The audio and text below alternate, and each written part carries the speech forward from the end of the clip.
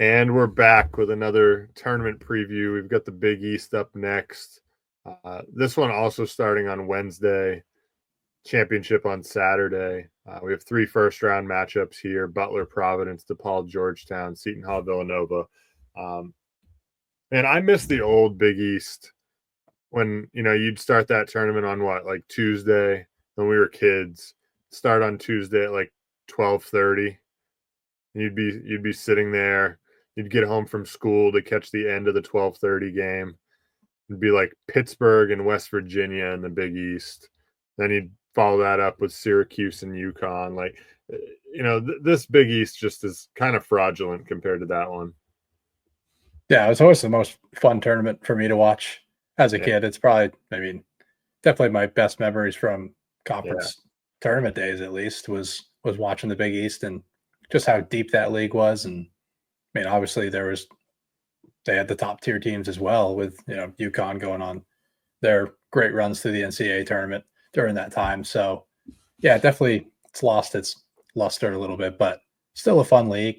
Still a league that can get 5 teams in the tournament. It's looking like that if Xavier can at least win a game. If they win 2, I think they're probably locked into the tournament, which is definitely a interesting development, just with how they started the year and just their lack of quad 1 wins. But they have the potential to give this league 5 bids. Yeah, I don't think UNC fans are going to be happy to hear that. If Xavier's messing around and getting a bid, I think that they're going to be pretty upset with that one. But no, they've been playing well lately. I think they have a great chance to knock off Marquette, who's struggled. Obviously lost in kind of heartbreaking fashion the other day against St. John's at home. Zuby Ejiofor, his second little teardrop floater buzzer beater to win it this season, both on the road. But this Big East, like you said, it's still a fun league. It's just not the same. But should be a good tournament nonetheless. Obviously headed by St. John's, who's been as good as anyone in the country of late. They've been pretty fortunate, I think, to pull off some miracle wins. But now they're 27-4, 26-4. They've been what a turnaround by Rick Pitino. Yeah, it's pretty crazy to think that they would be at this point. Like, I was pretty high on them in the preseason, but I didn't expect them to be this great. And I knew the defense was going to be really, really good, but they're like you can consider them to be a top 3 defense in the country. It's probably them, Houston, and Tennessee for the top 3 defenses in the entire country. So, Pitino in year 2 is really righted the ship there. And him with year 2 with any program, he's always been pretty elite. Like, even his year 2 at Iona was pretty ridiculous. They were like a top 50 to 60 team in the country, which is really hard to do in the MAC. So yeah, he's just a fantastic coach, a top 5 coach in the sport without a doubt. So they've been super impressive. Obviously the offense has its limitations, and I think that ultimately ends up being the fallback for this team. And it could have come back to bite them even in this conference tournament, despite them being able to play this whole thing at home in the Garden. So yeah, definitely, I think there could be a little bit more parity in this conference tournament than a lot of people think. Yeah, no, I think so too. I think that there's some teams that are maybe overvalued by the public. I think St. John's is one of them. I think the name Marquette, with the success that they've had, I think that they're still even a little bit overvalued by the public. UConn's obviously not as good as they've been. Like I think there's a path where they could get knocked off by like a Villanova. We've seen them at home down big to Villanova, and it took kind of a miracle comeback to win that game. So you really just don't know in this league, at least, how it's constructed right now. But I'm looking forward to it. I think the matchup I'm looking forward to the most is probably that 4-5 matchup in the quarterfinals. I think that Marquette Xavier game is very important, particularly for Xavier. If they can get a win there, it probably puts them in the tournament. So that one should be a fun one. Yeah, I would say that's probably the most fun matchup that we're for sure going to get. Xavier's arguably been the better team over the last month. I mean, Marquette's Yeah, offense is really reeling right now, and I think Xavier's going to be the more motivated team. I don't really know how much you can really put into that into a conference tournament setting, but yeah, they're playing really well. Their guards are really really good. Davion McKnight and Ryan Conwell, they're two of the more underrated guards and one of the more underrated backcourt duos in the entire country, really. And I don't really think they've been getting their credit. And obviously Zach Fremantle, with coming back from injury this year, he's been pretty fantastic. He's averaging around 17 points a game this year, so he hasn't really missed a step from his year of absence. So I think it's a team that can easily make a run. But I do think that Creighton UConn semifinal matchup that should end up happening will be super fun as well. Like the offenses are super fun to watch when they're clicking and not turning the ball over, and neither team will turn the other one over. So I do think the shot making of Stephen Ashworth and guys like Liam McNeely, who what did he drop? He dropped like 40 on the road in yeah, Omaha, or was it 38? yeah, But yeah, 37 or 8. it was pretty ridiculous. So yeah, when these offenses are clicking, they're pretty fun to watch, especially in the half court. And obviously Ryan Kalkbrenner is an elite big, and that'll be a fun matchup with him and Taurus Reed. So yeah, that's probably the matchup I'm most excited for. Yeah. And then back to my point about Villanova. Um, Eric Dixon's as good as anyone in this league. So as much as I hate Villanova, as much as I've been down on them all year, and Dixon has regressed as the season has gone on. But I think in this kind of short burst tournament setting where it's his last hoorah, really. I mean, like, I don't know what his pro career is going to look like, but it's not going to involve the NBA. So this is probably the most publicity he's ever going to get again playing basketball, at least in the United States. So I'd say that this is kind of his final showcase to put on a show, because unless Villanova wins this thing, they're not making the tournament. So, Eric Dixon, I think, could be one of the most polarizing players in this tournament, as much as I've disliked Villanova all year. For sure. I mean, the guy's leading the country in scoring still, I believe, at least the last time I checked. And yeah, obviously they don't have a ton of upside in this tournament, I don't think, even though they do potentially have the best player. Just with the amount that Kyle Neptune holds them back, especially in late game situations. We've seen them be the better team on the floor for 34 to 35 minutes and then just crumble against some teams, like against Georgetown twice. They got swept by Georgetown at home. They lost, I believe, 64-63, just turned the ball over like 5 or 6 times in the last 5 minutes. Did the same thing on the road where they had a lead. They had a 9-point lead with 3 minutes left and just crumbled down the stretch. They just look like a completely different team in the last 5 minutes compared to the first 25 to 30, where the offense could get really hot. Wooka Poplar had a stretch this year where he was arguably the best player in the league. Like, he was on a pretty crazy run. He averaged like 20 or 22 points on a 5-6 Yeah. game stretch. So I mean, I was Poplar, that game at UConn, he, from about the start of the second half to 10 minutes left in the game, he looked one of the best players in the country. He was making every tough shot. He even went baseline in front of their bench one time off the bounce and had a pretty tough dunk. I was like, and where did this come from? Miami could have used him. I know that. He's a really good athlete, but when these guys are clicking and making shots, they're probably the best offense in the entire league, and they showed that early in conference play. And they obviously, Eric Dixon has regressed a little bit. He's not going to make 50% of his threes for an entire season. Like, nobody really expected him to do that. For a game. Hopefully, maybe not. Hopefully, I wouldn't really care to see them in the final or even having a chance at sniffing the tournament, because they would just melt in a first round matchup. So yeah, I don't really see them in danger against Seton Hall, but if Seton Hall can turn them over and maybe they kind of hit the reset button and their athleticism gets after Nova, maybe it could happen. And I think Sheehan Holloway is a far better coach than Neptune. He just kind of has his hands tied with the roster that he created himself. So not really going to cut him a ton of slack. But yeah, I definitely think there's a coaching edge in that game. Yeah. Before we jump into predictions here, I'm not sure there's a game I'm less excited for, maybe in the history of conference tournaments, than DePaul and Georgetown. I have zero interest in this game whatsoever. With Thomas Sorber out, I quite honestly couldn't care less about it. I couldn't care less who wins. And watch, one of those teams will end up winning this tournament. And I'll look like an idiot. And but I certainly don't expect that.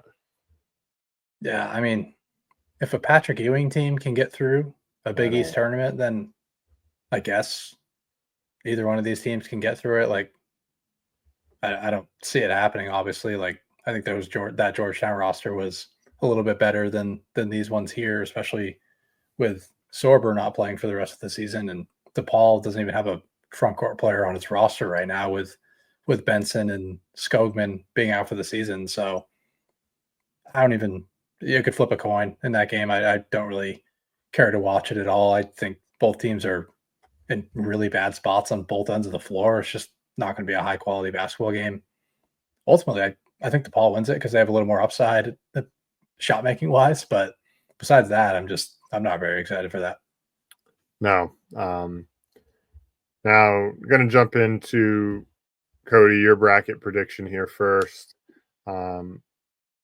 I know you and I both have a common theme of one of the teams in the championship, but you have UConn getting it done yet again, or I mean, just continuing their path of winning anyway. Yeah, and it was kind of by default. I was kind of interested. I mean, I'm interested in fading St. John's in this tournament. I've been interested in fading St. John's for the second half of Big East play, and I'll carry it into the Big East tournament. Like I don't love to do it because I actually do like this team. I actually think they're closer to a top 15 team than like where the AP poll has them. I don't even know where they came out in the final rankings, whether they're fifth or fourth, maybe. I don't even. Yeah, But I think they were sixth. Yeah, and I'll be quite honest, they're not a top 6 team in the country. Their offense is just a little bit too limited, and I think that makes them vulnerable in a tournament setting. So we talked about Xavier and Marquette. I think Xavier has been the better team over the last month, so I'll gladly take them to beat Marquette. I think it's going to be a good game, but I will take the Musketeers to win that, and then I have them beating St. John's in the semifinal. I mean, we saw Xavier up 16 in the Garden earlier this year against St. John's, and ultimately they crumbled that lead and lost in overtime. But they showed that they can absolutely hang and they can absolutely win against St. John's by margin. They just kind of melted down the stretch there in the second half. So, yeah, if I were to, I mean, I feel pretty decent about Xavier getting to the final. It is a tough path, and it's a tougher path than most teams have. Like you look at UConn and Creighton's second round matchup, I think it's much easier. And obviously St. John's, I have them playing Butler in the second round. I think Butler is an interesting team. I think it's a really good offense, and I think they can actually score over the top of the Johnny's defense. And that's the only place that you can really beat this St. John's defense. But if they make 40 to 45% of their threes, I think they're pretty live in that game as well. I mean, I hate to just sit here and just berate St. John's with like how much I want to fade them, but I do think they're just vulnerable with that offense not being maybe not even top. They're in like the top 75 to 100 range maybe. So it's just not a team I'm all that interested in when the stakes are super high. But yeah, I think my champion with UConn, I think they're going to get by Villanova.